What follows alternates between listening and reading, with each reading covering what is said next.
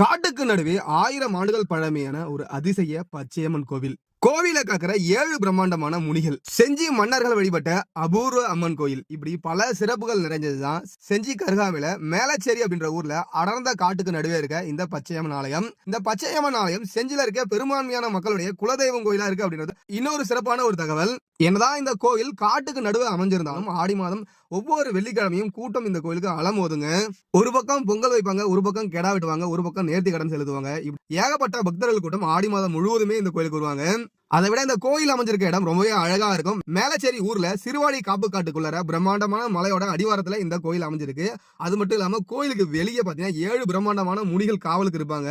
அவங்களோட இந்த கோயிலை சேர்ந்து பார்க்கும்போது ரொம்பவே அழகா இருக்கும். அது மட்டும் இல்லாம இந்த பச்சையம்மன் பாத்தீங்கன்னா ரொம்பவே சக்தி வாய்ந்தவர்கள் அப்படின்னு சொல்லுவாங்க.